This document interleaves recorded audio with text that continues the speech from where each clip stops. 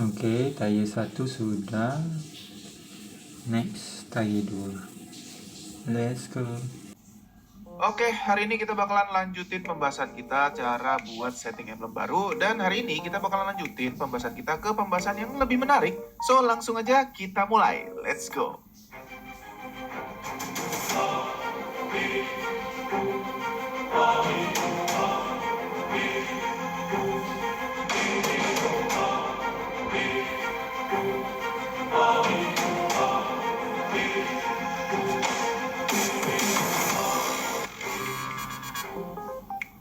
Ya, buat yang baru di channel ini, jangan lupa buat cek pembahasan part-part sebelumnya. Karena untuk bisa setting emblem yang sempurna, kalian itu harus ngelewatin 2 fase.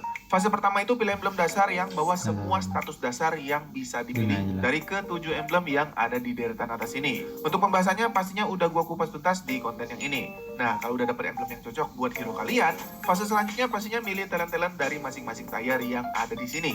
Sebelumnya gue baru aja bahas lengkap pemilihan tier pertama di konten yang ini. Jadi sebelum lanjut ke pembahasan kita hari ini, silakan nonton dulu 2 part sebelumnya. Karena gue jamin 2 part sebelumnya akan jadi konten yang sangat penting dan sayang kalau kalian skip.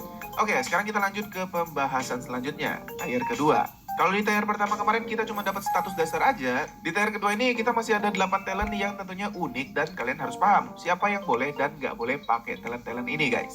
Jadi di sini gue nggak akan bilang spesifik hero yang boleh atau enggak, karena itu akan melanggar aturan dari Muntun soal emblem baru ini yang katanya fleksibel kan.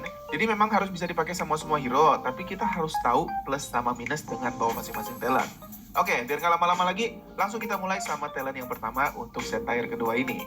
Talent pertama kita, Life Drain.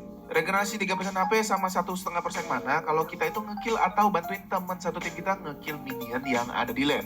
Iya, kunci dari talent ini pastinya ada di regenerasi HP sama mana, sama yang terpenting itu minion yang ada di lane. So, dari sini jelas kalau jangan pernah sedikit pun berpikir pakai talent ini untuk jungler. Karena jungler itu nggak akan berurusan sama minion yang ada di lane, terutama waktu game itu baru dimulai. Dan ini tuh aturan yang nggak bisa didebat. Sisanya ya sebenarnya bisa aja. Bahkan kalau kalian pakai hero yang nggak ada bar mana sekalipun, tetap oke. Karena dia tetap ngasih regenerasi HP yang pastinya akan guna buat semua hero. Tapi kalau menurut gua, talent ini cuma akan berguna untuk hero-hero yang benar-benar berurusan langsung sama minion yang ada di lane, alias XP lane, gold lane, sama mid lane. Jadi Romer di sini juga akan gue coret dari daftar hero yang cocok buat pakai talent ini. Talent ini sifatnya naikin kemampuan bertahan hidup hero dengan ngasih regenerasi HP sama mana yang sebenarnya lumayan bisa berguna. Tapi kalau menurut gue pribadi, talent ini nggak terlalu bisa jadi talent yang perlu banget kalian bawa. Karena kalau dari opini gue pribadi, regenerasi HP sama mana memang berguna, tapi kemungkinan cuma bisa efektif pas kita ada di laning phase aja, alias pas early game. Pas sudah masuk mid apalagi late game, kemampuan regenerasi HP hero itu rata-rata udah mulai tinggi dari item-item yang mereka bawa. Terus ingat, momen-momen paling krusial dan perlu banget bertahan hidup sebenarnya ya waktu kalian ada di Lord Phase atau di Turtle Phase kan. Dan tentunya di sekitar kalian pas lagi ngelord atau rebutan Turtle, pastinya nggak ada minion. Jadi talent ini benar-benar kepakainya ya pas lagi laning phase aja. Kalaupun pas lagi kondisi war gede-gedean di lane, ya kalian juga bakalan fokusnya ke hero lawan kan. Jadi ya nggak akan terlalu banyak ngurusin minion yang ada di lane. Intinya ya kalau urusannya sama minion pas lagi mid atau late game bakalan nggak terlalu guna guys. Jadi menurut gua agak sayang aja. Kalau yang beralasan ngambil talent ini karena ada regenerasi 1,5% mana, Demonsis itu ngasih kalian 4% mana loh pas kalian ngebunuh minion. Terus ngasih regenerasi 10% mana kalau kalian itu ngekill atau ngasih assist pas ngekill hero lawan.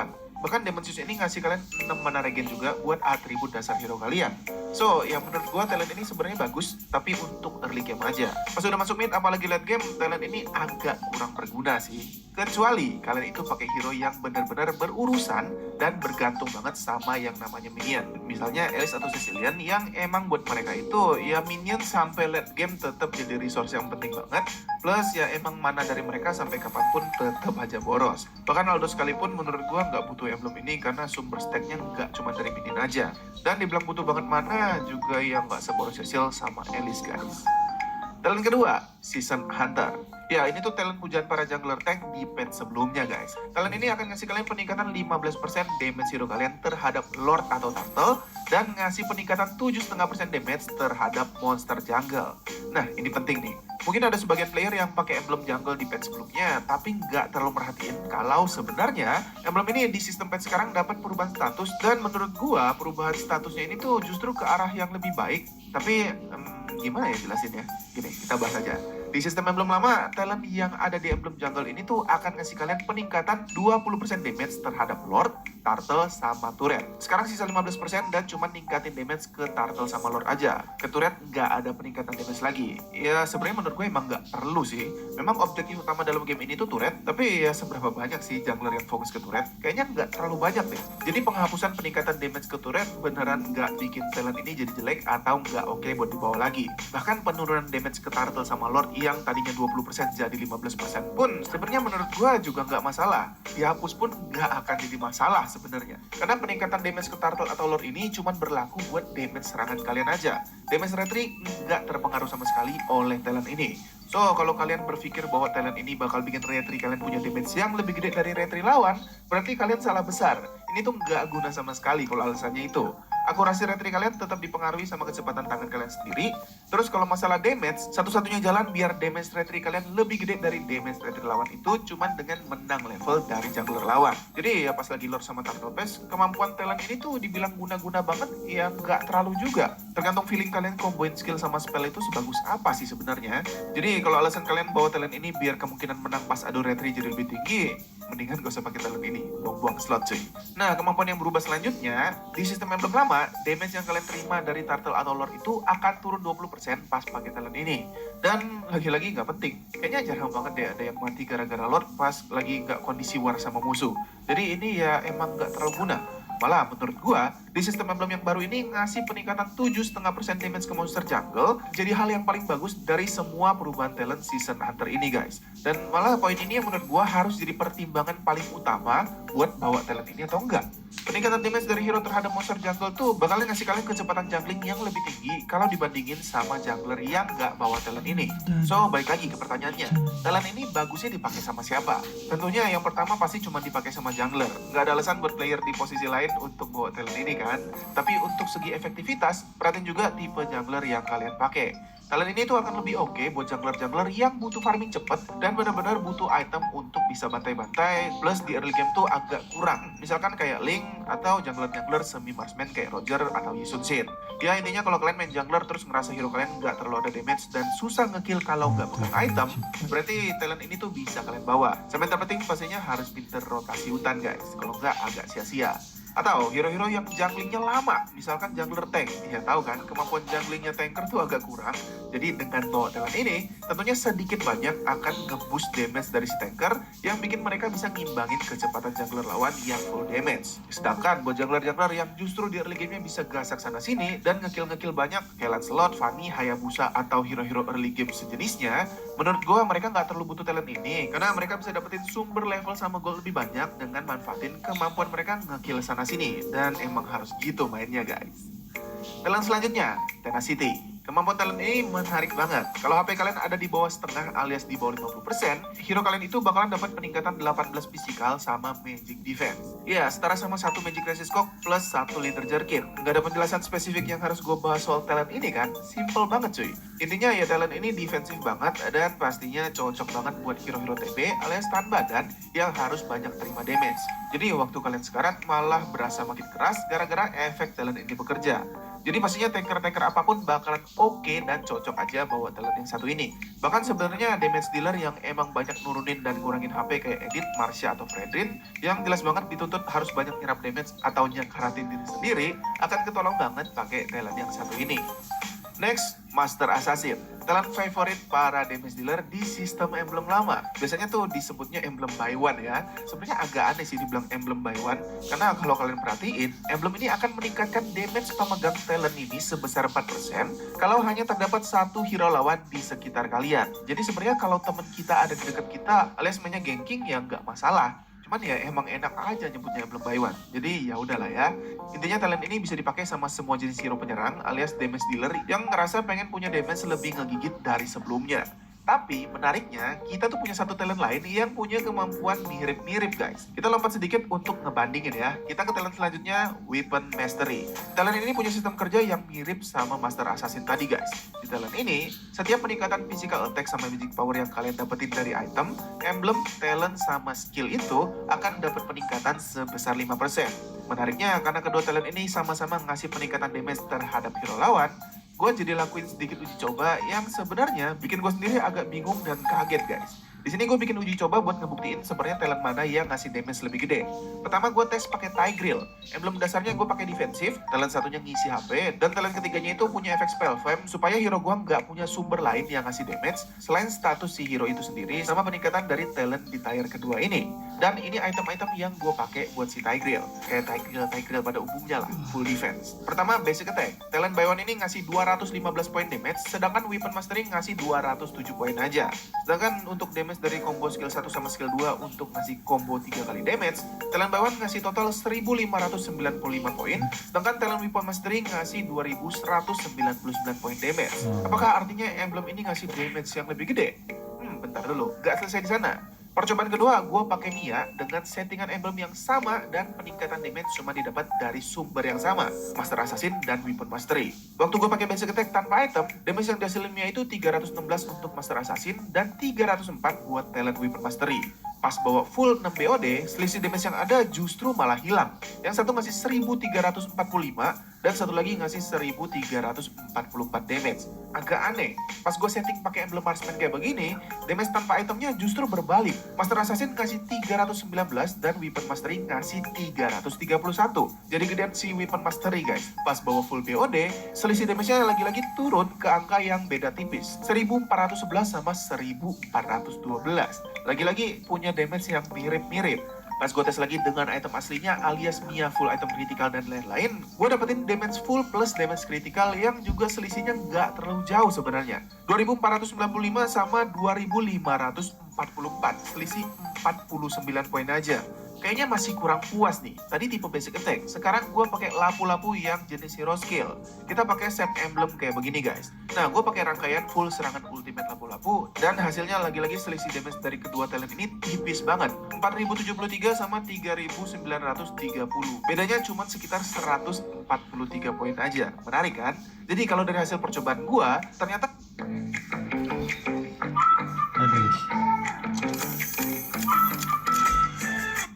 Jadi kalau dari hasil percobaan gua, ternyata kedua emblem ini punya damage yang nggak terlalu beda banget sih menurut gua. Tapi perbedaannya, damage yang dihasilin sama emblem Master Assassin ini tuh adalah damage maksimalnya, alias waktu kondisinya itu 1 lawan 1. Kalau kondisinya lawan lebih dari 1, damage Master Assassin ini nggak akan segede itu guys. Sedangkan buat emblem Weapon Mastery, ya nggak ada keharusan untuk ada di kondisi 1 lawan 1.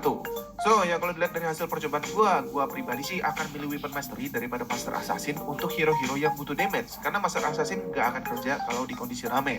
Tapi sekali lagi, ini tuh kalau berdasarkan percobaan gua.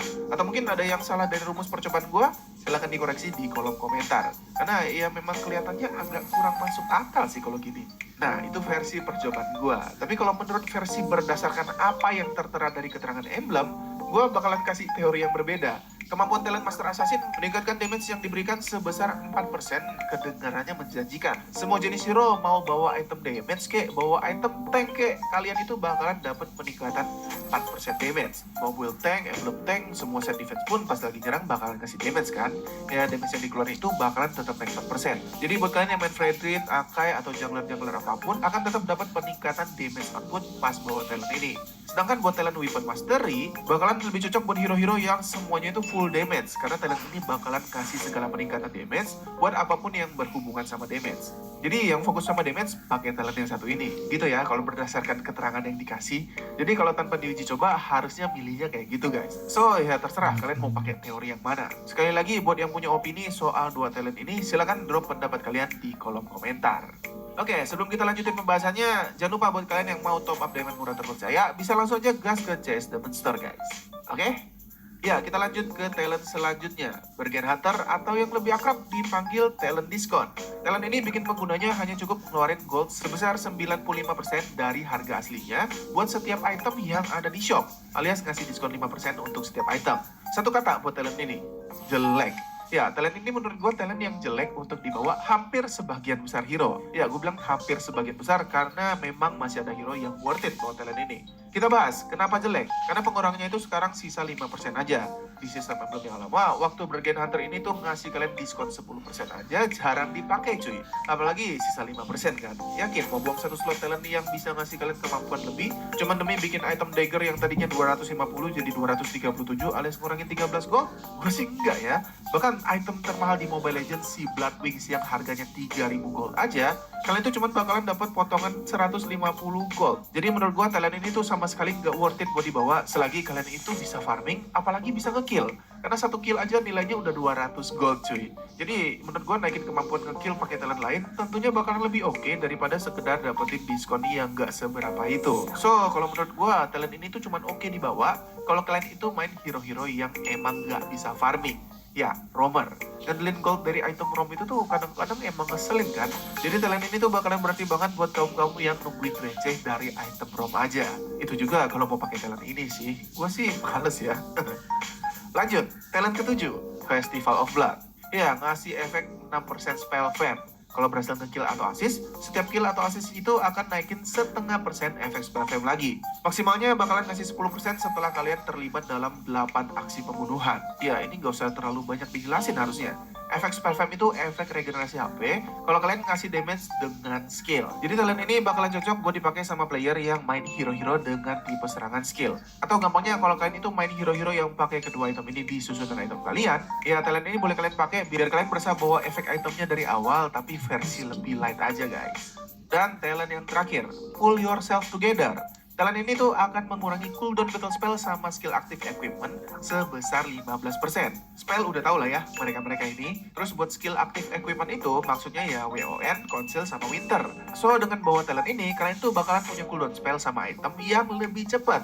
Jadi talent ini bakalan oke banget dibawa kalau kalian itu player-player yang emang butuh banget combo pakai spell. Kalau gue sih biasanya bawa talent ini buat Franco, Kaja, atau Atlas karena gue akan selalu butuh Conceal sama Flicker buat combo-combo serangan gue. Dan yang perlu kalian tahu di sini, talent ini bisa banget dipakai juga buat kalian para jungler yang emang butuh banget item alias harus jungling sampai jadi. Karena dengan talent ini, cooldown retrikat selalu butuh Conceal lebih cepat. Jadi talent ini bakalan oke banget dibawa kalau kalian itu player-player yang emang butuh banget combo pakai spell. Kalau gue sih biasanya bawa talent ini buat Franco, Kaja, atau Atlas karena gue akan selalu butuh Conceal sama Flicker buat combo-combo serangan gue. Dan yang perlu kalian tahu di sini, talent ini bisa banget dipakai juga buat kalian para jungler yang emang butuh banget item alias harus jungling sampai jadi. Karena dengan talent ini, cooldown retry kalian itu juga bakalan dapat pengurangan dari 35 detik jadi sisa 30 detik aja. Tapi kalau kalian jungler magang yang suka lupa pakai retry pas lagi jungling kayak gua, ya jangan ya, mubazir cuy.